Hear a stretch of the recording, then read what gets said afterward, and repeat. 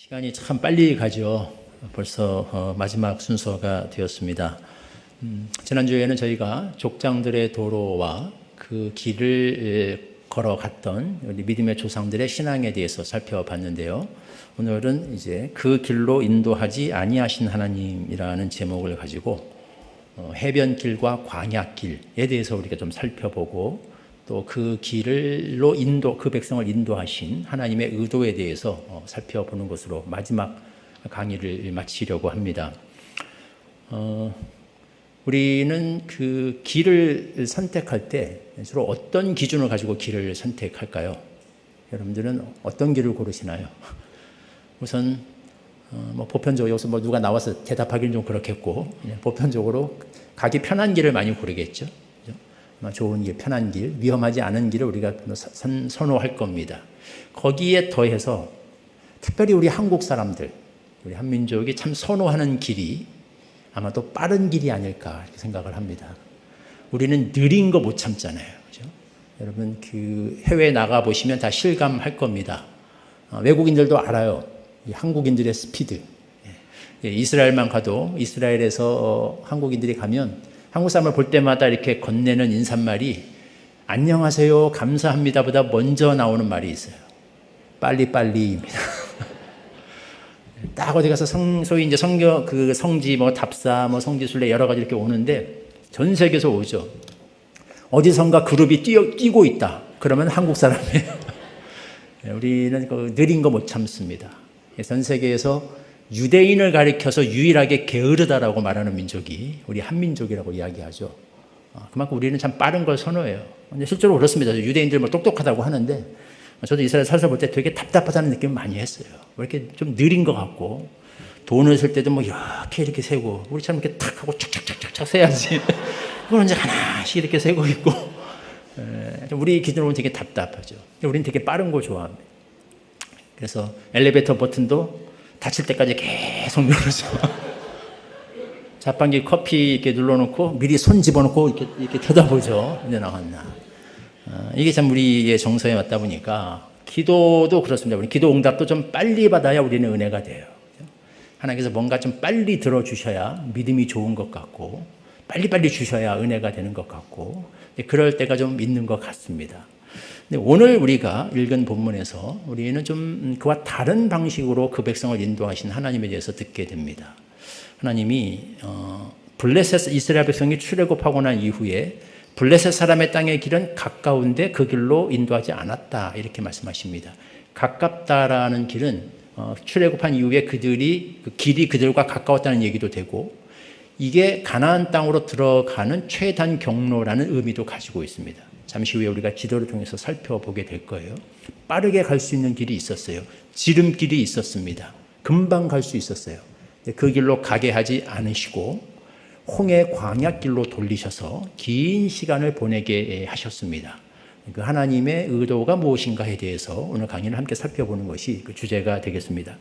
자, 여기서 말하는 블레셋 사람의 땅으로 가는 길이라는 것은 우리가 지난 시간에 살펴보았습니다. 가나안에 있는 3대 주요 도로 가운데 해변길을 가리킨다라는 이야기 여러분들 기억 아직까지는 하고 계실 줄로 믿습니다. 그래서 우리가 가나안에서 중요한 도로가 3개가 있다고 그랬죠. 2개의 국제도로와 하나의 로컬도로, 해변길, 왕의 대로 그리고 족장들의 도로 우리가 살펴보았고 지난 시간에는 이 족장들의 도로에 대해서 우리가 좀 집중적으로 다뤄보았습니다.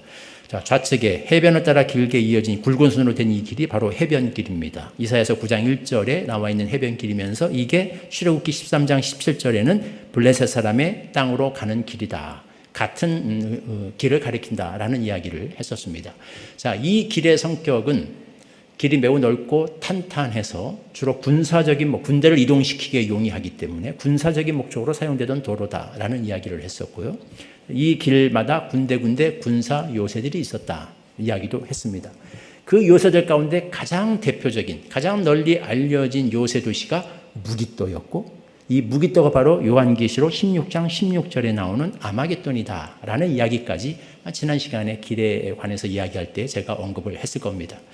그래서 오늘 일단 이 무깃도 아마겟돈에 대한 이야기를 잠깐 하고 하나님께서 이 길을 우회시키셔서 광야길로 걷게 하신 그 하나님의 의도에 대해서 우리가 한번 생각해 보려고 합니다. 자, 저는 오래전에 개봉했던 헐리우드 영화 아마겟돈이라는 영화의 포스터지요. 아마겟돈은 되게 유명합니다. 인터넷 창에 검색창에 이 단어를 쳐보면 수십만 개의 페이지가 떠요. 교회 안 다니는 사람도 아마겟돈은 다 알고 있습니다. 인류 최후의 전쟁, 종말의 전쟁이 일어나게 될 장소 아마겟돈. 이게 유명하죠. 근데 히브리어 이게 무기또가 아마겟돈이다. 우리가 이제 이런 이야기를 했는데 우리말로 들으면 서로 다른 단어처럼 보이는데 이게 같은 단어라고 하니까 어떤 분들은 그러면 무기또는 히브리어고 아마겟돈은 헬라어인가 보다라고 생각을 하시는 분들이 계셔요. 왜냐하면 우리말 아마겟돈이라는 말이 요한계시록에 나오는 그 헬라 문자로 기록된 아르마게돈 이것을 이제 음역을 한 거기 때문에 그렇게 알고 계시는 분이 있습니다. 근데 우리가 성경을 보면 원래 아마겟돈이라는 말 자체가 히브리어다라고 되어 있습니다. 히브리음으로 아마겟돈이라는 곳으로 새 왕들이 종말의 때에 모여든다라고 되어 있습니다. 그래서 그럼 어떻게 무기또가 아마겟돈이 되는가에 대해서 간단하게 좀 설명을 먼저 좀 해야 될 것 같습니다. 무기또의 정확한 히브리어는 메기도이고요. 그 앞에 산 또는 언덕을 뜻하는 하르가 붙으면 하르메기도가 됩니다. 이게 스가랴서 12장 11절에 보면 메기돈이라고도 되어 있어요. 이게 하르메기돈 하면 무기또 언덕, 무기또 산이라는 그런 의미가 되는 거죠. 자, 그러면 여러분 어느 정도 감이 오죠? 이 하르메기돈이 시간이 지나면서 모음에 전화 현상이 생겨서 하르마게돈으로 바뀌었고 여기서 헬라 음과 헤이 발음이 잘 떨어져 나가요. 그래서 이게 아르마게돈이 된 겁니다. 우리말로 다시 아마겟돈이라고 음역을 한 거예요. 무기또 아마겟돈 하니까 서로 다른 말처럼 들리는데 원래는 같은 말이다라는 것을 여러분들이 이제 아실 수 있을 겁니다. 자, 그러면 우리는 이제 이런 질문을 던질 수 있겠습니다. 자, 그러면 인류 최후의 종말이 왜 이곳 무기또에서 벌어지게 될 것인가? 자, 이 구절을 해석하는 데 있어서 성경을 문자 그대로 해석하시는 걸 좋아하시는 분들, 또 우리가 좀 세대주의적인 종말론을 좀 선호하시는 분들, 이런 분들은 이걸 실제로 3차 대전이 여기서 일어날 거다라고 보시는 분들이 계셔요. 이스라엘 무기또에서 3차 대전이 마지막에 종말의 때 일어날 거다라고 이렇게 해석하는 분도 있습니다. 그러나 전통적으로 저희가 속한 개혁주의 교단에서는 이것을 상징적인 의미로 풀죠. 이건 종말의 때, 그러니까 이미 지금 시작됐고 진행되고 있는 선과 악의 싸움, 빛과 어둠의 싸움을 나타내는 그런 상징적인 전쟁이라는 거예요. 어쨌든 이게 상징적인 전쟁, 영적인 전쟁을 의미한다고 해도 이 무대 자체가 왜 하필이면 무기또일까? 라는 질문을 우리는 성경 지리를 배우는 사람으로서 던져볼 수 있습니다. 왜냐면 막상 무기또 가서 보면 그 무기또 도시 자체는 되게 아담해요. 그렇게 뭐 어마어마한 요새는 아닙니다. 왜 거기서 인류의 모든 전쟁을 종결지을 최후의 전쟁이 이곳에서 벌어지게 되는가? 어떤 사람들은 이제 조크를 하죠. 아마 갯돈 때문에 전쟁이 벌어져서 그래서 아마겟돈이 최후의 전쟁이 되나 보다. 근데 마냥 웃을 것만은 아닌 게 되게 돈 때문에 전쟁 벌어지잖아요. 경제 문제 때문에. 뭐 그런지 모르겠습니다만은, 자, 이 무기또가 왜 종말의 전쟁의 배경이 되는가라고 할 적에 이 무기또, 아마겟돈이 가지고 있는 중요성은 도시의 사이즈에 있지 않습니다. 이 도시 자체가 놓여 있는 지정학적인 가치를 우리가 좀 알아야 돼요. 아주 중요한 길의 길목을 지키는 곳이 무기또라는 겁니다. 우리 지난 시간에 우리가 해변길에 대해서 살펴봤죠. 붉은색으로 칠해진 길이 이게 해변길입니다. 무기또는 이 해변길에 위치해 있는데 이 해변길이 가나안 서안을 따라 쭉 진행하다가 갈멜산을 넘어서 이스라엘의 최대 평야이면서 곡창지대인 이스라엘 골짜기로 진입하는 데 위치해 있어요. 그러니까 자, 지금 해변길이 좀 이렇게 됩니다. 쭉 아래에서 애굽에서부터 올라와서 갈멜산을 넘어가서 이제 무기또를 지나게 되면 앞에 이스라엘 평야가 펼쳐지게 되죠. 자, 여기서 이 길이 나눠져요. 세 갈래로 나눠집니다. 훨씬 더 다양하게 나눠지는데 크게 우리가 세 갈래로 나눌 수 있어요. 좌측길을 택하게 되면 두로와 시돈을 거쳐서 페니키아를 종행해가지고 아나톨리아, 신약에서는 소아시아라고 불렀죠. 유럽으로 나아갈 수 있습니다. 가운데 길을 택하면 갈릴리 가버나움을 경유해서 아람 다마스쿠스죠. 거기를 경유해서 메소포타미아 지역으로 올라갈 수 있어요. 동쪽으로 이동하면 요단을 건너서 왕의 대로가 지나가는 국제무역로가 지나가는 요단 동편 동부 산지로 나아갈 수 있습니다. 아래쪽으로 내려가면 애굽으로 내려가겠죠. 자, 가나안 땅이 가지는 지정학적 특징 말씀드렸죠. 전 세계에서 유일하게 3개 대륙이 만나는 지점에 있다. 연결 지점에 있다라는 이야기를 했었습니다. 유럽, 아시아, 아프리카가 다 만나는 거예요. 그 지정학적인 절묘성을 가장 잘 보여주는 대표적인 도시가 무깃도라고 할 수 있습니다. 이 무깃도를 틀어지게 되면 아시아로 가든지 아프리카로 가든지 유럽으로 가든지 당시 그 세계를 쥐락펴락했던 그 수많은 강대국들 있죠. 히타이트, 바벨론, 아수르, 애굽, 뒤에 나면 헬라, 로마 이런 제국들까지 그 모든 나라와 나라들이 서로 간에 국제 무역을 하든 전쟁을 하든 군사적이든 경제적인 목적으로든 어떤 병력과 인원을 이동시킬 때 반드시 지나가야 되는 지점이 무깃도라는 거예요. 거기를 틀어주고 있으니까 모든 길을 다 통제하는 겁니다. 여러분 이제 길과 관련해서 알고 있는 유명한 말이 표현이 있죠. 모든 길은 어디로 통한다? 로마로 통한다 그랬죠. 그러나 적어도 고대 근동에서 모든 길은 무깃도로 통한다라고 해도 과언이 아닌 만큼 무깃도는 중요한 지정학적 위치를 가지고 있었다는 겁니다. 두 번째로 무깃도가 가지는 중요성은 뭐냐? 이게 앞에 이스라엘 평야로 진입한다라고 그랬죠. 이 이스라엘 평야는 가나안 땅에 있는 최대의 곡창지대입니다. 그 이스라엘이라는 말 자체가 하나님이 씨를 뿌린다라는 그런 뜻을 가지고 있어요. 얼마나 이 땅이 비옥한가, 많은 식량이 생산됐는가라는 것을 이름 자체가 증거해주고 있는 거죠. 자, 앞에 눈앞에 보이는 이것이 우리가 모래산이 되겠고 그 앞에 펼쳐져 있는 곳이 이스라엘 골짜기 아마겟돈 평원이 되겠습니다. 굉장히 광활한 평원이죠. 다른 사진 하나를 보면 이거 다볼산에서 내려다본 평원입니다. 아주 잘 정리된 농경지가 끝없이 펼쳐져 있습니다. 이것도 이제 우리 김해 평야나 이런 넓은 땅을 좀 보신 분들은 별로 이렇게 실감이 안 가실 수 있어요. 제가 몇 년 전에 이거를 우리 선교사님들 앞에 모아놓고 이 무깃도 평야 사진을 보여주면서 입에 침이 마르도록 이 광활한 평야, 기름진 평야 설명을 했는데 뒤에서 한 선교사님이 뒤에서 피식 웃고 계신 걸 봤습니다. 알고 봤더니 그분이 만주에서 사역하다 오신 분이었어요. 그 정도는 되어야지 이걸 가지고서 이렇게 한가 이제 그런 분이셨죠. 제가 첫째 강의 때 말씀드렸습니다. 항상 우리가 고대 근동의 콘텍스트 속에서 항상 이것을 바라봐야 된다라는 거죠. 여러분들이 너무 높은 그런 기준을 가지고 이걸 바라보면 이런 것들이 실감이 안 갈 수 있어요. 고대 근동, 이스라엘 전체 국토의 50%가 광야지대입니다. 그런 속에서 이런 땅이 있다는 게 얼마나 놀라운 건가, 얼마나 중요한 가치가 있는 땅인가를 생각을 하셔야 제가 여기서 이렇게 강조하는 것들이 여러분들이 공감이 된다라는 거예요. 어쨌든 그러니까 중요한 땅이죠. 요질 수밖에 없습니다. 전쟁이 날 수밖에 없어요. 거기다가 하나 더 해서 이 광활하게 이렇게 땅이 펼쳐져 있다 보니까 이거는 전면전을 벌이기 너무 좋습니다. 고대 사회에서 전면전이라는 것은 전차부대와 전차부대의 싸움이에요. 양쪽 다 최대 병력 끌고 와서 한 번에 붙어서 단판 승부를 내자는 거죠. 그런 싸움을 벌이기에 너무나도 좋은 게 무깃도, 아마겟돈 평원이에요. 그러니까 이 무깃도는 전쟁이 안 날 수가 없어요. 모든 길을 틀어쥐고 있는 교통의 요지이면서 가나안 땅 최대의 곡창지대를 옆에 끼고 있고 식량 창고죠. 실제로 부대와 부대끼리 한판에 단판 승부를 내기 너무나도 좋은 그런 장소로 다 가지고 있으니까 여기는 전쟁이 안 날 수가 없습니다. 그래서 고대로부터 이곳은 성경에 기록된 전쟁, 역사에 기록된 전쟁, 성경 안팎으로 수많은 전쟁들이 이곳에서 있었습니다. 성경에 기록된 전쟁만, 굵직굵직한 전쟁만 해도 그래요. 기드온이 300용사를 선출해서 미디안과 싸웠던 것도 아마겟돈 평원, 이스라엘 골짜기 근처였습니다.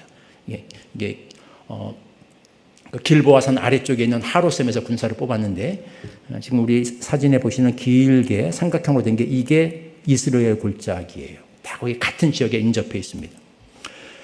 드보라와 바락, 이 사사들이 이스라엘 군대 지파 연합을 모아서 핫솔방 야빈과 군대 장관 시스라가 이끄는 가나안 지파 연합을 깨트린 것도 이 평원이었습니다. 무깃도에서 그를 격파시켰죠. 사울과 요나단이 블레셋과 싸우다가 전사한 것도 여기였습니다. 엘리야 선지자가 바알과 아세라 선지자 850을 불러서 승부를 벌였던 곳도 이곳에 인접해 있었습니다.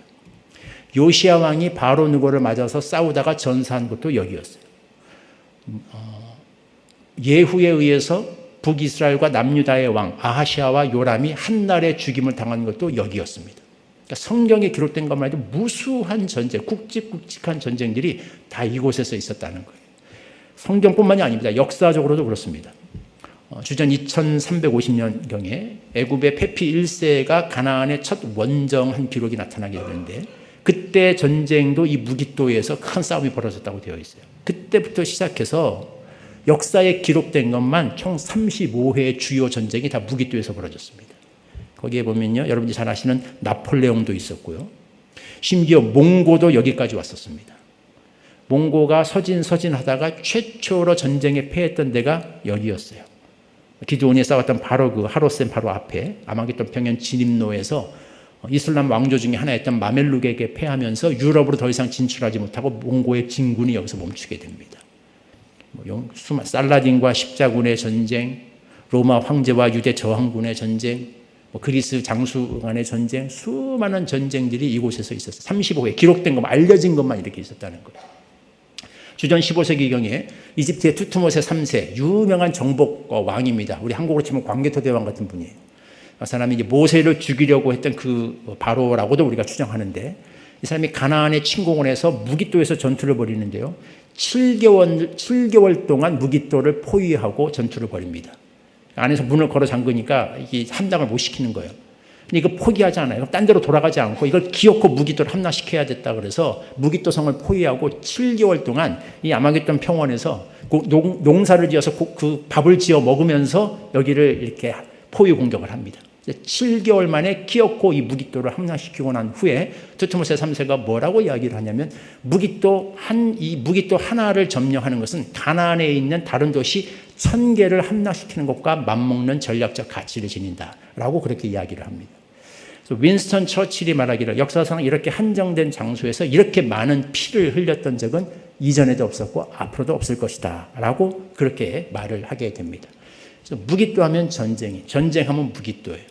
이 모든 전쟁의 종말을 가져다 올, 모든 전쟁을 종결지을 인류 최후의 전쟁이 벌어지게 될 상징적인 무대로서 무깃도보다 더 적절한 장소는 없게 되는 거예요.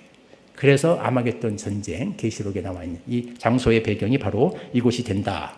우리가 이렇게 말할 수 있겠습니다.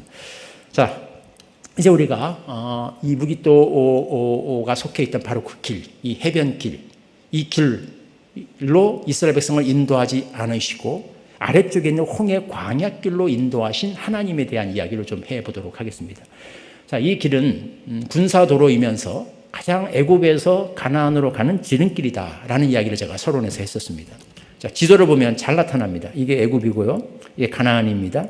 녹색으로 표시된 게 이게 해변길을 따라서 블레셋 사람의 땅으로 가는 길, 그 길을 따라서 가나안으로 들어가는 경로예요. 여기서 이 길을 따라서 이렇게 가게 되면 얼른 지도에서 보기에도 참 빠르고 쉽게 가겠죠. 얼마 만에 갈 수 있는가? 이집트의 그 바로가 가나안으로 원정을 갈 때, 투트모세 3세가 원정을 갈 때 군대를 이끌고 이 길을 주파한 기록이 나오는데요. 여기서부터 여기까지 열흘 만에 갔다라고 되어 있어요. 그러니까 그 정도면 부지런히 가면 열흘이면 갈 수 있는 길입니다. 군대는 아니고 많은 백성들과 함께 가야 했으니까 조금 더 걸려서 한 보름 정도 잡는다고 쳐도 그 정도면 충분히 갈 수 있는 거리죠. 근데 하나님께서 그 백성을 이 길로 인도하지 않고 아래쪽으로 돌리셨어요. 원래 예정은 거기까지는 아니어서 예정보다 조금 길어지는 감은 있지만 어쨌든 결과적으로는 40년이 걸려버렸거든요. 왜 이렇게 하나님께서 돌리셨는가?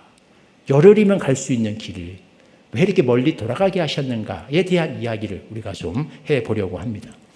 자, 하나님께서 이스라엘 백성을 이 지름길로 인도하지 않은 이유에 대해서는 먼저 명확하게 말씀하고 계시죠.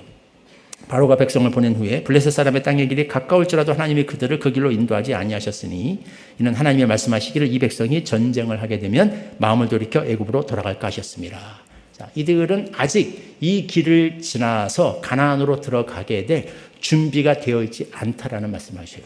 두 가지를 얘기하십니다. 첫째, 이들은 싸울 준비가 되어 있지 않다라는 거예요. 이 길은 말씀드렸죠. 군사적인 목적으로 사용되던 도로다. 그래서 이 해변길을 따라서는 군사 요새가 들어서 있단 말이죠. 거기에 군대가 있을 거 아니겠습니까? 이들은 군대를 보면 두려워하는 사람들이라는 거예요. 아직 싸울 준비가 되어 있지 않은 백성이라는 겁니다. 가나안 땅에 들어가서 이제부터 계속해서 전쟁을 통해서 정복 전쟁을 통해서 그 땅을 취해야 되는 백성들인데 전혀 이들이 지금까지 노예로 살아왔던 백성이라서 싸울 준비가 전혀 되어 있지 않다라는 거예요. 그래서 이 지름길을 갈 수 없다라는 겁니다. 두 번째는 이들이 보이는 반응 속에 암시가 되어 있어요. 이들은 군대를 보게 되면 단지 무서워하고 머뭇거리는 정도가 아니라 바로 어떤 반응을 보이냐면 애굽으로 돌아가려고 하는 백성이다. 아직도 그러니까 애굽에 대한 애착이 너무 강해서 조금만 힘들어지면 바로 애굽으로 가려고 한다. 그래서 이 길을 갈 수 없다라고 하나님이 말씀하십니다. 그래서 이런 것들을 훈련하시고 다듬으시는 과정이 필요하다는 거예요. 그래서 이들을 홍해 광야길로 돌리시게 됩니다. 홍해에서 광야길을 따라서 우리가 시내산이 나오고 홍해가 나오고 마라, 엘리, 무리바, 가데스, 바네아 여러 도시들이 여기에 걸쳐 있죠. 이 모든 지역들을 지나면서 하나하나 하나님께서 그들에게 필요한 이제 교육과 훈련을 하시게 됩니다. 그래서 이거를 유대인들은 이렇게 재미있게 표현해요. 이게 이제 출애굽기에서 민수기로 이어지는 내용인데 출애굽기가 애굽에서 빠져나오는 이야기라면 히브리어로 예지야라고 얘기해요. 탈출, 예지야 미츠라이라고 이렇게 하면 이 민수기 광야를 지난 뭐냐 이들에게서 애굽을 빼내는 작업을 하셨다라고 유대인 학자들 그렇게 표현합니다. 이 히브리어는 이게 우리로 말하면 이렇게 라임이 맞는 것처럼 예지야 미츠라임, 호자 미츠라임 이렇게 그들은 말을 합니다. 굳이 우리말로 말을 하자면 애굽 탈출과 애굽 축출이 되겠어요. 애굽은 빠져나왔는데 이들이 나올 때 어떻게 가져왔냐 몸은 빠져나왔는데 그 마음속에 애굽도 가지고 나왔다는 거예요.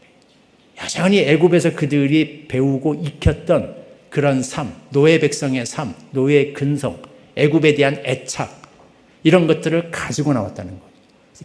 그래서 이들이 빠르게 지름길로 들어갈 수는 없다는 이 그들이 가지고 나온 애굽을 이제 그들에게서 빼내는 축출해내는 과정을 하나님께서 하셔야 됐고 이 과정을 기록한 것이 출애굽기와 민수기다라고 이렇게 유대인 학자들을 이야기하기도 합니다. 뭐 우리가 성경을 보는 관점과 크게 다르지 않아요. 자, 그러면 하나님께서 걷게 하신 이 광야길, 홍해 광야길은 어떤 길인가를 우리가 조금 살펴보면 이제 하나님께서 이곳에서 어떤 것들을 가르치시고 훈련하셨는가라는 것들을 우리가 조금 더 구체적으로 볼 수 있겠죠. 이들이 지나가야 되는 이 애굽 광야길을 가리켜서 한마디로 이스라엘 백성들은 이렇게 말합니다. 크고 두려운 광야를 지나는 길이다 라고 이야기를 해요. 그 위에 블레셋 사람의 땅으로 가는 해변길은 참 가까운 길이에요. 빠르고 평탄한 길이에요. 그 좋은 길인데 그 길로 가게 하지 않고 그 아래쪽에 있는 길로 가게 하셨는데 그 길은 크고 두려운 광야를 지나는 길이다 라고 이렇게 이야기를 합니다. 우리 하나님 여호와께서 우리에게 명령하신 대로 우리가 호렙산에서 발행하여 너희의 본 바 크고 두려운 광야를 지나 아모리 족속의 산지길로 가데스 바네아에 이른 때에. 그래서 이 광야가 정말 커요. 그리고 참 무시무시한 장소가 될 수 있습니다. 지금 여러분들이 보시는 이 사진은 시내산의 모습입니다. 시내산으로 우리가 추정되는 시내산이 정확히 어디냐에 대해서도 조금 몇 가지 후보지가 있고 논쟁들이 있는데 전통적으로 우리가 시내산으로 추정되는 그 산에서 찍은 모습인데 일단 그 산이 참 인상적이죠. 뭐가 우리 한국에 있는 산들하고 다르죠? 산은 산인데 나무가 하나도 없어요. 전부 저런 산입니다. 저런 지대가 펼쳐져요. 면적이 6만 평방킬로미터, 남한 전체 한 5분의 3 정도 됩니다. 어마어마한 크기죠. 암석 자체가 레드 그레니 그러니까 그 붉은색 계열의 화강암입니다. 아주 단단하죠. 이게 색깔도 붉은색인데 이게 열을 받으면 태양열을 받으면 엄청 뜨거워져요. 여름 같은 경우 대낮의 온도가 50도에 육박합니다. 넘어가는 데도 아마 있을 거예요. 제가 겪었던 체험했던 최고 온도는 47도인가 그랬어요. 8도. 여러분들이 그냥 그 건식 사우나 들어가셨다고 생각하면 돼요. 그 정도 아주 후끈후끈합니다. 열기가 뜨거운 바람이 불어오는데 숨이 턱턱 막힐 정도죠. 이 사우나에 잠깐 들어갔다가 나와서 우리가 그렇잖아요. 저는 그래서 가끔 목욕탕에 가면 항상 그 사우나에 들어가서 잠깐 묵상을 합니다. 이게 지옥이 이것보다 훨씬 더 뜨거울 텐데 여기서 영원히 산다고 생각해 볼 때 잠깐이지만 우리가 그것만 잠깐 생각해 봐도 얼마나 우리가 하나님 우리를 구원하신 것이 큰 은혜인가 라고도 잠깐 그 안에서도 생각을 해보게 되는데 자 이거를 이게 끝없이 펼쳐져 있는 이 길을 그들이 가야 된다고 생각해 보십시오. 이게 얼마나 고통스러운 길이, 얼마나 두려운 길이었겠는가라는 거죠. 나무도 진짜 없어요. 거기서 유일하게 찾아볼 수 있는 나무가 두 종류가 있는데, 자, 뒤에 보니까 하나는 이게 시띠나무입니다. 성경의 조각목으로 번역된 나무. 이걸로 언약궤 만든 거예요. 앞에 보이는 이 나무가 혹시 무슨 나무인지 아시겠어요? 네, 선지자와 관련 있는 나무입니다. 엘리야 선지자. 로뎀나무예요. 네, 로뎀나무. 로뎀나무에 대해서 가지고 있는 아마 그 환상과 조금 달라서 조금 그러실 수 있는데, 보통 우리가 로뎀나무 하면 엘리야 선지자가 그 밑에서 그늘에서 쉬면서 하나님의 위로를 얻어서 힘을 소생한 그런 체험 때문에 되게 아주 큰 좋은 안식처가 될 것 같은, 뭔가 이렇게 그늘이 크게 우거진 나무일 것 같은 생각을 하기 쉬운데, 사실 로뎀나무가 쌀이나무입니다. 쌀이나무예요. 잎사귀가 아주 얇고 겨우 그냥 사람 머리 하나 집어넣고 쉴 수 있는 그 정도 돼요. 그러니까 이곳에서 엘리야가 차라리 나를 죽여주세요 라고 하나님께 하소연했던 어떤 그런 배경이 오히려 좀 이해가 가는지도 모르겠습니다. 어쨌든 이런 나무라고 있는 것은 어쩌다가 가끔가다 이런 정도 있습니다. 그 정도로 힘든 곳이에요. 이런 것이 그냥 끝없이 펼쳐져 있습니다. 이건 이제 요르단에 있는 와디럼, 광야의 모습인데요. 이런 것들이 한없이 펼쳐지니까 정말 말 그대로 크고 두려운 광야죠. 50도에 육박하는 햇빛이 쨍쨍 내려지는데 이 길을 가야 됩니다. 그러니까 제가 등반하면서 잠깐 찍은 사진인데, 이런 지형이 뭐 끝없이 펼쳐져 있어요. 더 골치 아픈 것은 이곳에 물이 없다라는 겁니다. 50도에 육박하는데 물이 없다고 생각해 보세요. 얼마나 고통스러운가. 광야 투어를 가끔 이제 이런 비슷한 길을 걷는 광야 투어가 있습니다. 거기 가게 되면 아침에 떠날 때, 예를 들어서 제가 예루살렘에서 여리고까지, 거기 시내 광야는 거기보다 훨씬 더 심해요. 거기는 유대 광야라서 이 정도까지는 아니지만 그래도 비슷한 광야 지역인데, 예루살렘에서 여리고로 갈 때 아침에 저희가 1.5리터짜리 물 2병에서 3병 정도를 꽝꽝 얼려서 가지고 갑니다. 이게 오후가 되면 그 물이 다 녹아서 가열이 돼요. 나중에는 마셔도 갈증이 사라지지 않습니다. 물이 뜨거워져가지고. 그 정도로 뜨거운 곳이 광야입니다. 근데 이곳에 물이 없어요. 그래서 이스라엘 백성들이 3일 만에 이제 모세한테 원망하기 시작하죠. 여러분들, 우리가 막상 이 광야에 나가서 50도 밑에서 길을 한번 걸어보잖아요. 걸어보면 우리가 전에는 그래요. 이스라엘 백성들이 아니 어떻게 그 놀라운 하나님의 기적과 은혜를 보고서 한 3일 만에 저렇게 마음이 변할까 하는데, 막상 이 광야 체험을 한번 해보고 나면 바뀝니다. 어떻게 여기서 3일이나 버텼지? 라고 하게 돼요. 3일 만에 저렇게 되냐가 아니라 3일씩이나 버텼는가. 이게 위대해요. 이게 우리가 막상 걸어보면 우리가 깨닫게 되는 그 유익 중에 하나예요. 다윗이 사울의 추적을 피해서 도망갔던 그 길, 그것도 광야길입니다. 거기도 우리가 그 루트를 따라서 한번 걸어보는 그 코스가 있어요. 거기를 한번 걸어보면 거기도 생각이 바뀌어요. 처음에 올라갈 때는 다 우리가 사울을 욕하면서 올라갑니다. 이 불쌍한 다윗, 의로운 다윗을 추적한, 여기를 이 위험한 곳을 정처 없이 떠돌아야 되는 다윗이 얼마나 처량한가, 불쌍한. 내려올 때는 다 다윗을 욕하면서 내려옵니다. 하마터면 죽을 뻔했네. 얼마나 이렇게 험악한 길을 가야 되는지. 그래서 이곳에 실제로 조난사고로 당하는 팀들이 가끔 나와요. 한국 팀도 한번 조난사고로, 저는 그 팀이 없었습니다. 저는 들은 이야기예요. 제 지인이 실제로 들었던 이야기인데, 조난사고로 당한 적이 있었습니다. 우리 목사님들이 이제 광야 투어를 좀 해보자. 갔어요. 인도하셨던 분이 전도사님이신데, 제가 지금 아주 유명한 목사님이 되셔서 사역을 하고 있기 때문에 실명을 밝히지는 않겠습니다. 그분이 초기 그 전도사 시절에 그 목사님들을 맡아서 인솔을 한 거죠. 근데 그분도 가신 지 얼마 안 돼서 사실은 정보가 정확하지 않은데 용감하게 믿음으로 이제 자처하고 나간 거예요. 물을 최소한 1~2병 이상은 가져가야 되는데 1병만 가져오라 한 거죠. 갔다가 물이 떨어졌습니다. 핸드폰도 안 터져요. 이제 뜨거운 그 연통 효과라 그래서 뜨거운 공기가 모여있는 그런 곳에 갇혔습니다. 얼마나 힘들었겠어요. 처음에 가지고 있는 짐들을 다 버리기 시작하죠. 또 뭐 지나다 보면 이제 길이 나오겠지. 걸어도 나오지 않습니다. 가지고 있는 짐을 다 버리고 정말 마지막 남아있던 뭐 카메라 이런 것까지도 버려야 되는 그 순간이 오게 되니까 목사님 거기 가셨던 분들이 다 갑자기 통성기도를 하더라는 거예요. 진짜 죽음이 눈앞에 닥쳐왔구나. 그러니까 붙잡고 막 울고 울부짖으며 기도하다가 그 단계가 넘어서니까 어떤 반응이 나오느냐. 다 달려들어와서 그 인솔했던 그 전도사님의 목을 붙잡더라는 거죠. 당신 무슨 배짱으로 우리를 이곳에 들고 와서 이곳에 와서 여기서 이런 개죽음을 맞게 하는가. 그러지 않겠어요? 얼마나 억울하고 황당하겠습니까? 이제 진짜 죽음이 목전에 오니까 내가 이런 데서 이렇게 너무 험하게 죽는다고 생각하니까 기가 막히겠죠. 다행히 이제 구조가 돼서 잘 이렇게 무마가 됐습니다만은, 자, 그러니까 이게 그게 하루 만에 벌어진 일이었어요. 하루 사고는. 광야라는 곳은 그런 곳입니다. 하루만 물 없이 하루만 지나도 목사님이 전도사님의 멱살을 잡을 수 있는 곳이 광야예요. 그곳에서 3일을 물 없이 걸었으니 그들이 이렇게 불평한 것도 이해가 가죠. 자, 이런 길을 하나님이 걷게 하셨습니다. 만만치 않은 길이죠. 그들이 이해할 수 없었을 거예요. 저 위에 저렇게 좋은 길이 있는데, 빠른 길이 있는데 왜 굳이 우리를 이 길로 돌리시는가, 이해할 수 없었을 겁니다. 그러나 그렇기 때문에 그 속에서 하나님께서는 구름기둥과 불기둥으로 그 백성을 인도해 주셨죠. 그래서 이 크고 두려워서 도저히 지나갈 수 없을 것 같은 이 길을 지나가게 하시는, 보호자 되시는 하나님을 잘 만나고 체험할 수 있는 그런 기회로 삼으셨습니다. 광야에서 실제로 종종 목격되는 그런 거대한 구름, 아마 구름기둥이라는 게 이런 형태가 아니었을까 생각을 합니다.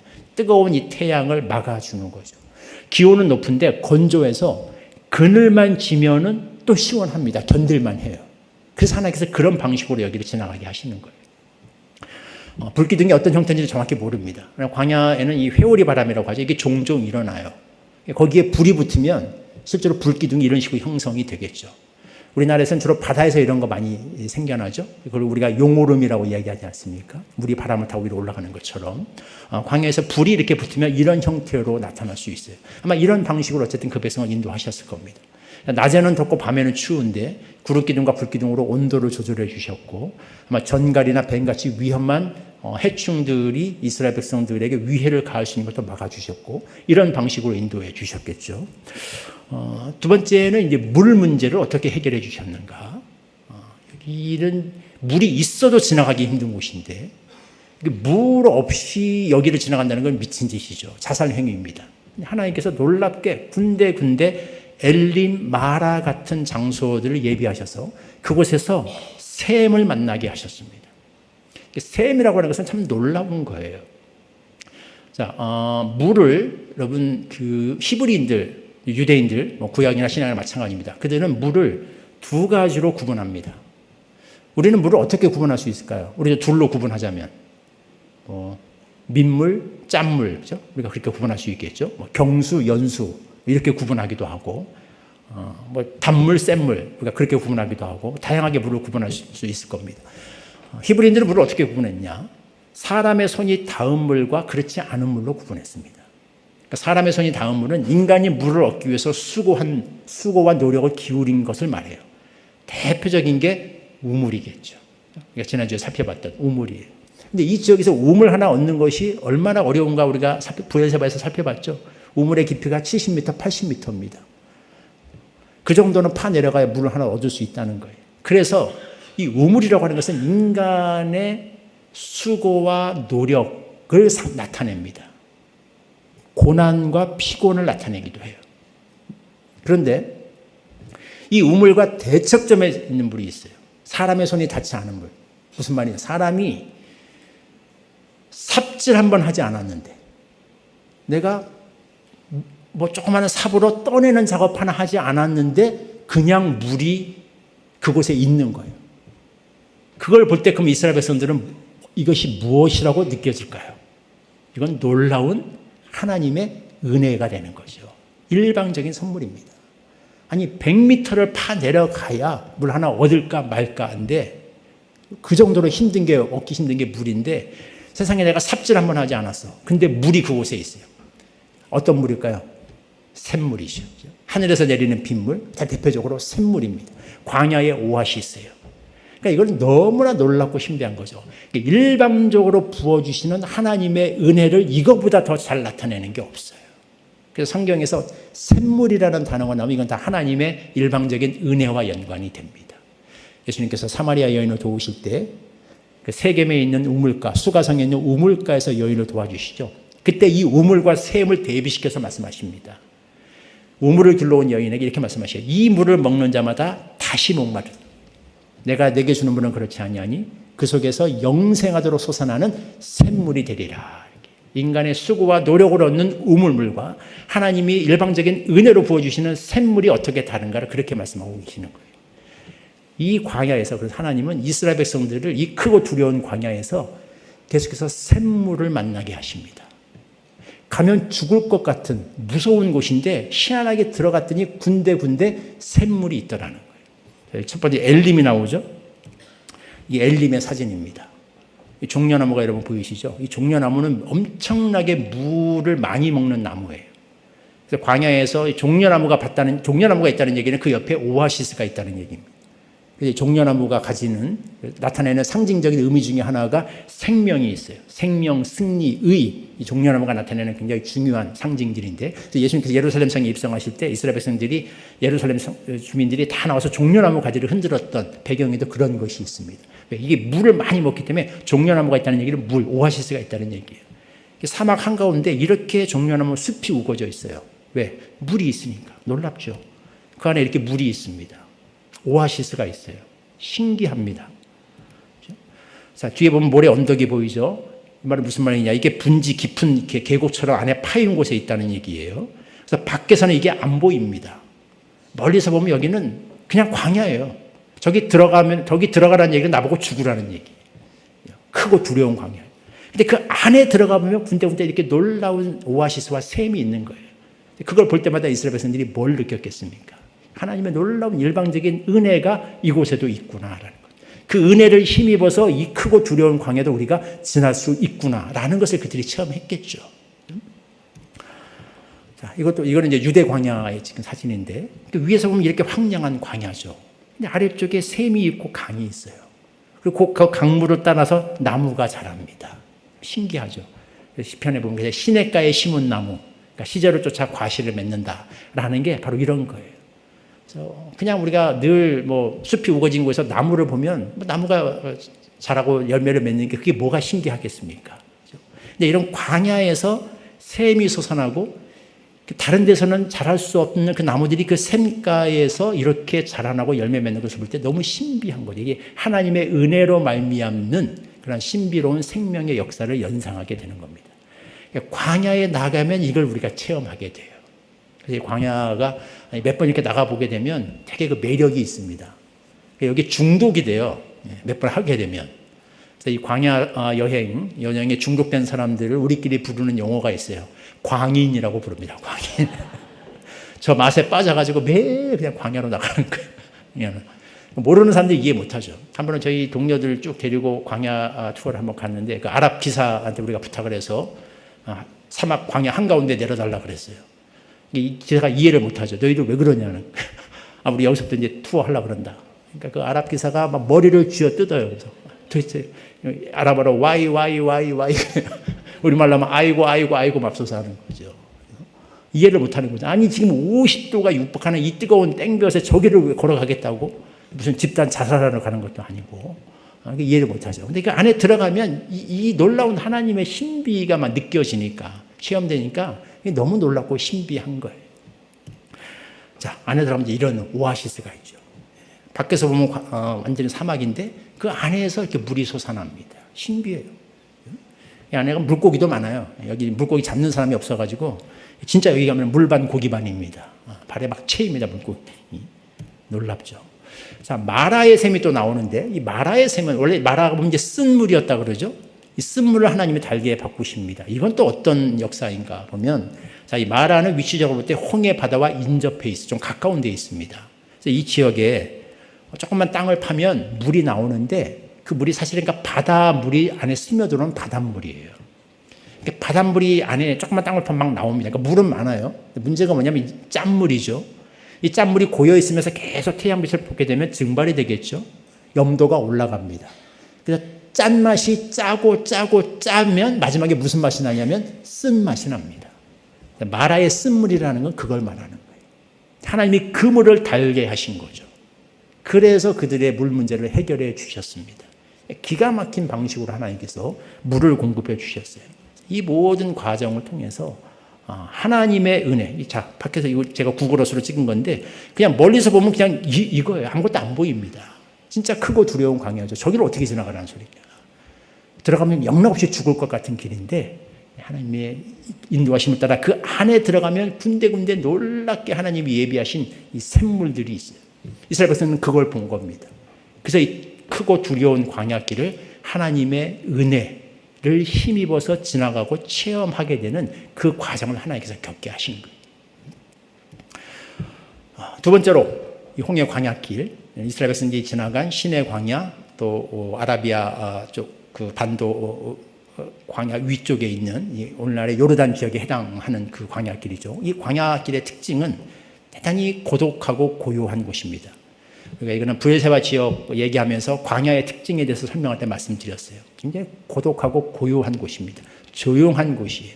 자, 그렇기 때문에 되게 외롭고 고독하신 곳일 수도 있지만 조용한 교제와 미로의 시간을 갖기에 아주 좋은 장소가 됩니다.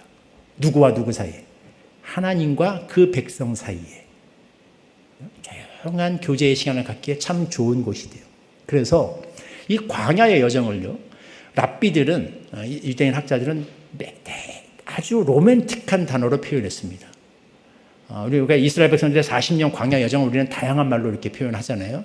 되게 우리가 많이 쓰는 게 이제 연단의 과정이다, 훈련의 과정이다 라고 이렇게 많이 표현하죠. 그것도 하나님께 벌을 받아서 40년 동안 뺑뺑이로 돌았다, 우리가 뭐 이렇게 얘기하기도 하고 좀 많이 이런 얘기하는데, 랍비들은 이걸 되게 로맨틱한 단어로 표현합니다. 이게 무슨 시간이었냐? 하나님과 그 백성 사이에 있었던 허니문이었다라고 이야기해요. 신혼여행과도 같았다라고 얘기합니다. 전혀 이게 근거가 없는 말이 아닌 것이 성경도 비슷한 말을 해요. 뭐라고 얘기하냐면 이렇게 얘기합니다. 가서 예루살렘 거민의 귀에 외쳐 말할지니라. 여호와께서 이같이 말씀하시기를 내 소년 때의 우위와 내 결혼 때의 사랑 곧 씨 뿌리지 못하는 땅 광야에서 어떻게 나를 쫓았음을 내가 너를 위하여 기억하노라. 자, 신혼 때의 결혼 때의 사랑이라고 이렇게 이야기를 하고 계셔요. 이 광야 여정을 신혼 부부가 함께 걸어가는 여정, 이게 신혼 여행이죠. 그 여정에 하나님도 비유하고 계신다라는 거예요. 그래서 이 시간을 이 광야에서 하나님께서 보내기를 원하셨다는 겁니다. 그래서 이스라엘 백성들을 그 빠른 길, 급하게 갈 수 있는 길, 그 블레셋 사람의 땅으로 가는 해변길로 인도하지 않으시고 광야길로 빼셨다라는, 돌리셨다라는 거예요. 신혼여행 가는데 다른 사람이 있으면 안 되잖아요. 그 길로 이렇게 인도하셨다라고 하는 거죠. 이것을 신혼여행, 이 광야의 여정을 신혼여행이라고 볼 수 있는 또 다른 근거가 있는데 그게 시내산 언약입니다. 하나님께서 이스라엘 백성들을 이제 출애굽시키신 후에 시내산에서 그들과 언약을 맺죠. 유명한 시내산 언약, 십계명 어서 주시고 레위기 율법 주시고, 여러분 다 아시는 사건입니다. 그걸 가지고 만들었던 유명한 영화, 찰턴 헤스턴 주연의 십계라는 영화도 있었죠. 자, 이 시내산 언약을 우리가 언약의 성격을 해석하는 모델이 두 개가 있어요. 하나는 전통적으로 이거는 종주국과 봉신국 사이의 조약이다. 즉 봉신국이 종주국에게 충성을 맹세하면 그 종주국이 봉신국을 보호해 준다라는 것을 고대 근동에서 국가와 국가 간의 계약을 통해서 체결했습니다. 히타이트에서 주로 체결하던 그런 조약의 양식을 우리가 문서를 통해서 알고 있는데요. 성경에 보면 이 시내산 언약이 그 양식에 들어맞는다는 거예요. 전문이 나오고 역사적 서문이 나오고 언약 조항이 나오고 공개 낭독이 나오고 순종과 불순종에 대한 복과 저주가 나오고, 또 요거를 하나님과 그 백성 사이에 맺어진 이런 계약으로 보는, 이게 전통적인 하나의 해석입니다. 여기 보면 돌판을 두 개 잡고 있는데, 여러분 보통 왜 돌판이 두 개라고 생각합니까? 십계명에 왜 돌판이 두 개가 필요한가? 십계명이니까, 그죠? 이쪽에 5계명, 이쪽에 5계명. 그렇게 보통 생각을 하시는 분들이 많이 계시죠. 근데 사실은 그것은 고증이 잘못된 것이고, 이건 하나의 카피본입니다. 우리가 계약을 맺을 적에는 당사자가 둘이지 않습니까? 이쪽 한 번, 저쪽 한 번 다 가지고 있어야 되죠. 십계명도 그래서 왜 두 판이 필요했는가? 두 개의 판이 필요하다는 거예요. 하나님은 한 돌은 하나님의 서명을 상징하고 다른 한편은 이스라엘 백성의 서명을 나타내는 거죠. 그래서 십계명은 두 돌판이 되는 겁니다. 전통적으로 우리가 이렇게 보는 견해가 있어요. 또 하나의 모델이 뭐냐면 시내산 언약은 이게 혼인 예식과 같았다라고 보는 거예요. 우리가 시내산 언약에 출애굽기에 나와 있는 그 내용, 의식을 잘 살펴보면 이게 결혼식, 혼인 예식의 절차를 따르고 있다라고 보는 겁니다. 그렇게 볼 수 있는 근거가 첫 번째로 보면 하나님이 이렇게 이야기하죠. 세계가 다 내게 속하였나니 너희가 내 말을 듣고 내 언약을 지키면 너희는 모든 민족 중에서 내 소유가 되겠다. 자, 이게 구애에 해당한다라고 보는 겁니다. 자, 결혼을 하려면 먼저 신랑이 신부에게 자기 어필을 해야겠죠. 이걸 구애라고 얘기합니다. 나에게 시집 오면 왜 좋은지를 설명해야죠. 설득을 해야 됩니다. 내가 얼마나 부자인지, 내가 얼마나 멋진 신랑인지, 나에게 시집 오면 얼마나 행복하게 내가 해줄 수 있는지. 그래서 집이 얼마고 땅이 몇 평이고 뭐 차는 얼마나 몇 대를 가지고 있고 재산이 얼마인지를 쫙 소개합니다. 하나님의 자기소개라는 거예요. 하나님 뭐라고 소개하냐면 온 세상이 다 내 거다. 우리 하나님은 그렇게 한마디로 자신을 소개하시더라는 거죠. 두 번째는 그렇다면 신부의 화답이 있어야겠죠. 응답이 있어야 됩니다. 그래서 실제로 출애굽기를 보니까 이스라엘 백성들이 화답을 합니다. 백성이 일제히 응답하여 이르되 여호와께서 명령하신 대로 우리가 다 행하리이다. 그러면 이 말을 중간에 왔다 갔다 전달하는 사람이 있어요. 모세입니다. 이게 이제 중개인인 거예요. 신랑과 신부 사이를 오가면서 양측의 의사를 전달합니다. 자, 그러면 이제 혼인 서약을 해야 되겠죠. 신랑과 신부가. 하나님과 이스라엘 백성 사이에 맺어진 혼인 서약이 뭐다? 바로 십계명이다라고 하는 겁니다. 너무나 당연한 거예요. 신랑과 신부가 이제부터는 신랑은 이제 다른 여인들을 더 이상 바라보지 않고 신부를 자신의 반려자로 이렇게 맞아들이겠다. 신부도 이제부터 나는 모든 남자를 떠나서 오직 이 사람만을 나의 남자로 내가 믿고 따르고 섬기겠다라고 서로 서약을 하게 되는 거죠. 원래 히브리어로 구별되다라는 말은, 거룩하다라는 말은 구별되다라는 말입니다. 다른 데서부터 구별돼서 내가 이 사람에게 속한다라는 거예요. 결혼식이 지금도 유대인들은 결혼할 적에 이제 이런 표현을 씁니다. 나는 이제부터 세상의 모든 여자들로부터 구별되어서 당신에게 속하여진 여자가 됩니다. 그때 구별이란 말이 거룩이라는 말과 똑같이 이렇게 사용이 돼요. 신랑도 마찬가지입니다. 그래서 이런 관점으로 보자면 십계명은 그러니까 부담과 짐이 아니에요. 너무나 이건 당연한 겁니다. 그러면 결혼식에서 혼인 서약하면서 막 인상 쓰는 신랑 신부 있나요? 이제부터 이제 나는 더 이상 다른 여자와의 교제는 끝났구나. 아름다운 날들이요. 이러지 않잖아요. 이제 나는 더 이상 다른 남자는 못 만나네. 내 인생의 황금기는 지나갔네. 이러지 않잖아요. 서로가 사랑하는 사람에게 너무나 기쁨과 감격으로 서약을 합니다. 원래 십계명도 그렇다라는 거예요. 하나님과 이스라엘 백성 사이에 맺어진 혼인 서약이죠. 십계명에서 제시된 기본 원리들로부터 파생된 언약의 책, 이게 쭉 위에서 이루어지게 되죠. 자, 이렇게 혼인 서약을 하고 나면 그 다음에 이제 뭐가 벌어질까요? 예식이 끝나고 나면 먹고 마셔야 되잖아요. 그죠? 피로연이 있어야 되겠죠.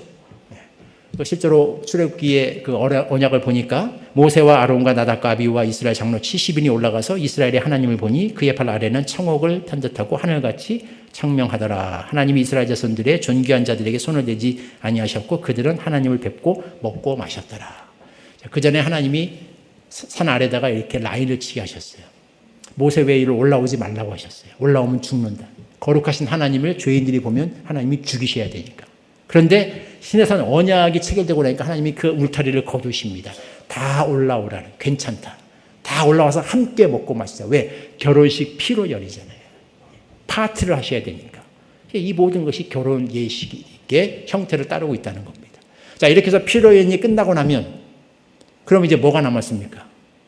신랑 신부 가장 기다리는 시간. 사람들 다 돌려보내고 둘이 손잡고 이제 허니문 떠나야죠. 신혼여행을 떠나야 됩니다. 그게 광야 여정이라는 거예요. 하나님께서 그 백성을 데리고 홍해 광야길로 가신 이유가 신혼여행을 떠났다는 거죠. 이 모델이 보면 이 해석이 맞다는 겁니다. 하고 많은 신혼여행지 중에 왜 광야로 가셨을까요? 좋은 데 많은데. 왜 그곳으로 가셨을까요? 신랑 외에는 볼 게 없으니까. 그죠? 한눈 팔 게 없잖아요. 자, 우리가 광야에 대해서 얘기했죠. 광야는 사람의 손으로 지은 것이 거의 존재하지 않는 곳이다 그랬죠. 그죠? 영적인, 그러니까 핸드폰 주파수는 안 터지고 하나님과의 영적인 주파수가 터지는 곳이다. 우리가 그런 얘기도 했고, 사람의 손으로 지은 것이 우리 눈앞에 보이지 아니하고 하나님의 작품만이 우리 눈앞에 보이죠. 그러니까 하나님의 그래서 자연 계시가 극대화되는 곳이다. 우리가 그런 얘기를 했습니다. 그래서 사람이 만든 게 우리의 시선을 빼앗지 않아요. 오직 신랑 대신 하나님이 만드신 작품만이 우리 앞에 놓여 있습니다. 하나님께서 이스라엘 백성을 그래서 거기로 인도하신 거예요. 한눈 팔지 말라고. 딴 거 보지 말고 나만 바라보라. 신랑만 바라보라는 거죠. 그것을 행복으로 알고 그 시간을 좀 갖자라고 그걸로 인도하신 거예요. 근데 그 한눈 팔 거 없을 것 같은 그 광야에서도 신부가 한눈을 팔았죠. 딴 마음을 먹었어요. 자꾸 누구를 그리워하냐면 전 남친을 그리워하는 거죠. 애굽을, 애굽씨를, 미스터 이집트를 자꾸 그리워해요. 조금만 힘들면 그때는 내가 부추와 마늘과 고기를 배불리 먹었는데 전 남친은 나에게 그것을 풍족히 공급해 줬는데, 이런 말을 자꾸 하면서 옛 남친을 자꾸 추억을 합니다. 그래서 이 신혼여행이 생각보다 좀 길어졌어요. 그래서 40년짜리 여행이 돼버렸습니다. 애초에 원래 하나님이 이렇게까지 계획하지는 않으셨을 텐데 40년의 긴 시간을 통해서 하나님과는 이스라엘 백성과의 둘만의 깊은 그 시간을 하나님께서 보내기를 원하셨다라는 겁니다. 그래서 이스라엘 백성들은 홍해 처음에 왔을 적에 이 홍해길, 가까운 빠른 길을 가기를 되게 원했을 겁니다. 그 길을 갔었으면 참 좋았어요. 우리 고생하지 않고 쉽게 갈 수 있었을 텐데 했을 거예요. 근데 하나님은 결과적으로 그 길을 가게 하지 아니하시고 아랫길을 걷게 하시면서 이스라엘 백성들이 약속의 땅으로 들어가게 될 준비가 되어지도록 그들을 훈련하시는 시간을 가졌습니다. 한 단계 더 나가서 이 시간을 하나님과 그 신부와 신랑이 둘만의 어떤 깊은 밀월의 시간, 행복한 시간을 보내는 그런 신혼여행과도 같은 시간으로 삼기를 원하셨어요. 그러니까 이스라엘 백성들이 이걸 어떻게 추억하고 있는지 모르겠어요. 근데 하나님은 이스라엘 백성들에게 그런 말씀하십니다. 나는 그때를 신혼여행과도 같은 때, 그때를 신혼 때의 사랑과도 같은 그런 그 사랑을 나누던 그런 순간으로 추억하신다라는 거예요. 그러니까 이스라엘 백성들이 영적으로 길을 잃고 자꾸 딴 마음을 먹을 때마다 하나님 그렇게 말씀하십니다. 내 소년 때의 우위와 내 결혼 때의 사랑, 곧 광야에서 어떻게 나를 쫓았음을 내가 너를 위하여 기억하노라. 하나님 이렇게 말씀하셔요. 그때로 돌아갔으면 좋겠다. 하나님은 이때가, 하나님 입장에서 보자면 이때가 가장 행복한 시간이었다라고 하나님은 그렇게 추억하고 계신다는 거죠. 우리가 같은 시간인데요, 같은 세월을 보냈는데 전혀 서로 다른 형태로 기억하는 경우가 있습니다. 같은 시간, 다른 기억. 예전에 그 한 예능 프로그램에서 이런 게 있었다고 하죠. 여러분 연상 퀴즈 알잖아요, 그죠? 앞에서 누가 설명하면 단어를 설명하면 뒤에 사람이 그 설명 보고 맞히는 거. 그래서 할아버지 할머니가 나오셔서 이렇게 연상 퀴즈 나오는데 할아버지가 이제 설명을 막 하는 거죠. 이렇게 할머니는 뒤에 계시고 천생연분 나왔어요. 할아버지가 설명할 때 벌써 우리 사이, 우리 같은 사이 네 글자. 이제 할머니가 뭐라고 대답했나? 평생 왼수 이렇게 대답했다 그러죠. 자, 이걸 우리가 두 가지 측면에서 예화를 살펴볼 수 있습니다. 한쪽으로 보자면 참 그런 거죠. 할머니가 얼마나 힘들었겠는가라고 하는 거죠. 할아버지가 너무 그 공감 능력이 좀 떨어지셨던 것 같아요. 그래서 그 힘들게 살아오신 할머니의 어떤 애환을 이해하지 못하고 그냥 일방적으로 본인이 좋으면 남도 좋을 줄 알고 그렇게 막 우리는 아무 문제 없어 천생연분이야 했는데 사실은 하나님은 그 할머니는 속을 많이 썩히면서 살아왔던 거죠. 자, 이런 측면에서 하나 이걸 볼 수도 있습니다. 또 다른 측면에서 보자면 어떻게 보면 이건 되게 슬프고 안타까운 이야기인 거예요. 같은 시간을 공유했는데 한 사람은 되게 그 시간이 행복하고 기분 좋은 시간이었는데 한 사람은 그 시간이 너무 힘들고 고통스럽고 지겨운 시간이었다라고 추억하고 있는 거죠. 하여튼 여기에 누구의 잘못이 있어? 아마 할아버지가 좀 잘못을 하셨을 거예요. 할아버지 잘못이 크리라고 믿어요, 이 경우는. 그러나 어쨌든 이건 참 안타까운 모입니다. 이스라엘 백성과 하나님과의 사이에서도 이게 좀 다른 성격이, 하나님이 잘못하신 건 없죠, 이 경우에는. 그렇지만 이게 좀 안타까운 이런 현상을 우리가 보게 됩니다. 이스라엘 백성들은 광야의 여정, 되게 고난의 여정으로 많이 생각했어요. 그래서 이런 생각을 많이 했어요. 이거 언제 끝나나? 이 고달픈 여정 언제 끝나서 언제 우리는 그 가나안 땅에 들어가서 이제 좀 두 발 뻗고 집 짓고 편안하게 그곳에서 좀 살아갈까? 그 순간이 언제 올까? 라고 그들은 항상 생각했던 것 같아요. 그래서 늘 보면 불평하잖아요. 힘들다 그러고 불평하고 왜 우리를 끌고 와서 여기서 이렇게 죽게 하는지 모르겠다고, 이렇게 고생시키는지 모르겠다고. 애굽에 있으면 얼마나 편했는데 자꾸 옛 생활 돌아다보고 이 지겨운 시간, 이 고달픈 시간, 이거 언제 끝나? 언제 우리는 그 축복의 땅에 들어가서 그 젖과 꿀이 흐르는 땅에서 그 순간을 맛보면서 살아가게 될 것인가? 너무 이 고달픈 과정 언제 끝나나? 라는 식으로 그들은 많이 기억했던 것 같은데 하나님은 전혀 다르게 기억하고 계십니다. 광야길을 걸었던 이 순간이 하나님은 너무 행복하셨다고 기억하고 있는 거예요. 왜? 신부가 신랑만 바라보면서 신랑 얼굴만 바라보고 신랑으로만 인해서 행복해하고 기뻐했던 그 순간이었기 때문에 하나님은 너무 좋으셨다라는 거예요. 하나님은 그 순간을 추억한다라고 얘기하죠. 이스라엘 백성들이 영적으로 마음을 빼앗기고 방황할 때마다 하나님은 그때를 추억하신다라고 말씀하시면서 너희도 그때의 마음으로 그 초심으로 돌아갔으면 좋겠다라고 그렇게 이스라엘 백성들에게 끊임없이 선지자를 통해서 일깨우셨던 것을 우리가 보게 됩니다. 자, 이것이 하나님께서 빠른 지름길을 놔두시고 이스라엘 백성들을 먼 길로 돌아가게 하신 그런 이유라고 우리가 말할 수 있겠습니다. 인생을 살아가면서 우리는 힘들고 고달픈 여정을 좀 빨리 끝내고 싶어하는 마음이 있어요. 이거 빨리 좀 끝내고 속히 그곳에 들어가서 내가 원했던 거, 내가 갖고 싶었던 거, 그것을 받아 누리고 싶은 그런 마음 우리가 종종 들 수 있습니다만은 때로는 하나님은 이 과정, 그 여정 자체가 하나님께는 큰 기쁨이 되는 시간이다라고 말씀하시고 그 시간 자체가 우리에게도 참 행복이 되고 기쁨이 된다는 것을 알고 누리기를 원하시는 것 같아요.